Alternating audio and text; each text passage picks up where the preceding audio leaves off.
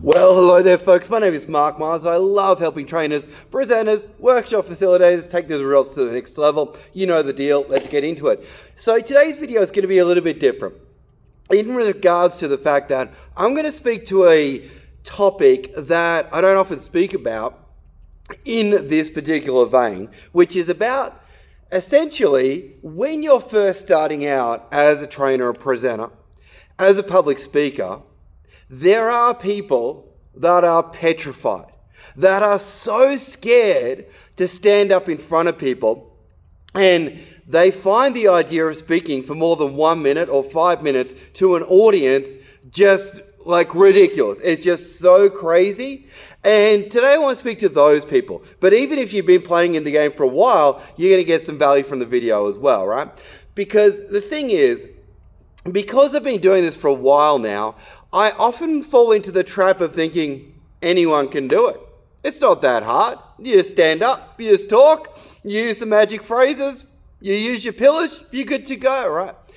But even to this day, I come across people that are petrified, that are like, whoa, there's no way, I can't do it, I can't do it, I can't do it. And no matter what we say, all of us have been there. All of us have been in a position where it was just too daunting. It was just too scary. But we forced ourselves to jump off the cliff, and we forced ourselves to get committed to the game and committed to the art and science of training and presenting and understanding how do we really influence an audience, right? So here's some tips for the person that's petrified, that just can't even imagine stepping off that diving board, so to speak, right? So here's some thoughts to think about. The first one is essentially, public speaking is often associated to death, all right? And people associate that because they will deem extreme rejection from an audience to being extreme, how do I put this, danger, as you're going to be kicked out of the tribe, or you're going to be ostracized, or you're going to be seen in a very, very, very negative light, right? So the first thing we want to get over is the idea that you're not going to die. You're not, all right? And strangely, when you're coming from the right place and you're coming from the right authenticity, you will discover that the majority of your audience actually want you to succeed. They actually want you to do a good job. But if you show up and think you're better than people, that's when they don't really want you to do a good job and they feel a disconnect, right? So first thing you want to think about is you're not going to die. It's going to be okay. You're not. It's going to be okay, right? Now, next thing you want to think about is your message that you're going to share, is it important? Is there one person out there in the audience that's really, really, really going to value and benefit from your message? And if there is, then own that. Feel a sense of, not obligation, but a sense of responsibility and a sense of importance that you're going to stand up and share something that someone in the audience, you don't know who, is going to get some massive value from. And when you share, have that perspective, you're like, it's important. I need to share this information with people. And that then ties into the idea of if you can frame your audience as long lost friends that do want to hear your message and believe that before you stand up and deliver, then you're going to find jumping off the diving board is not going to be as hard as you may think. Now, let's get into the mechanics, right? Now, on a very simplistic level, before you stand up and talk, take some deep breaths. Calm yourself. It's okay to calm yourself. Just calm yourself, right? Also, you may want to take in an anchor. And what I mean by that is something that you can hold, something you can squeeze, something you can touch when you're talking to calm yourself down, right? I used to have anchors that I used when I was training and presenting. I don't need them anymore, but I used to have this little hand massager that I could hold in my hand that would calm me down as I was presenting. No one could see it because it was in my hand, but it was a great little hand massager, all right? Next one.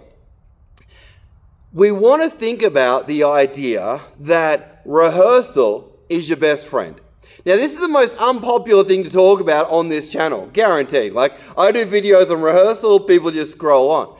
But the thing is, with public speaking, it's like any other task that we do in life. The more we practice it, the more we become familiar with it. The more we become familiar with it, the less it is difficult to jump off that diving board on game day.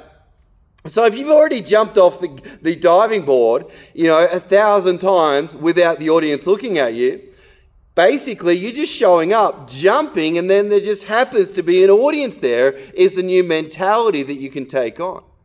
So rehearsal is simply the idea of your speech, your presentation, your workshop content getting very, very, very, very ridiculously familiar with it, so that you can basically recite the content while you're driving to work, all right?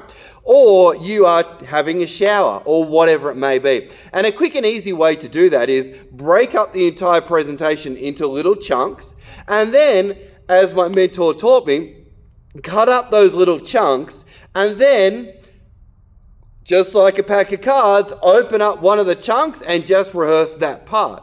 Then pick a different card, rehearse that part, right? And so what that allows you to do is get very familiar with the parts, and then again, rehearse it from the very beginning, rehearse it, little segments of it, then rehearse it back to front, whatever you want to do. But you get to a point where you've got a presentation coming up and you've rehearsed it, say over 65, 75, 80 times. So when you show up, the nerves could take over a little bit, but you are so immersed and like the presentation is so part of you that you're just showing up and just owning the room. Problem is that when you're first starting out, you're like, oh, I can't rehearse. That's all too hard, because even the rehearsal scares you as well. So the thing is, you need to take that first step, that first rehearsal, that next rehearsal, and get obsessed with being someone that's well rehearsed, and you'll go in and own the room, right? And there's other fun things that you can do. Wear your favorite underwear, wear your favorite socks, whatever you need to do to really step into feeling lucky on the day.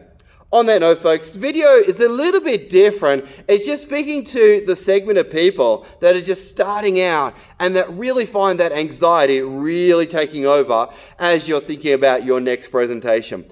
My name is Mark Myers. I love helping trainers, presenters, workshop facilitators really take the results to the next level. And keep following the channel if you want more tips and tricks around that. Definitely check out my books. You know where to find them. They're on Amazon. Create Transformation is the title.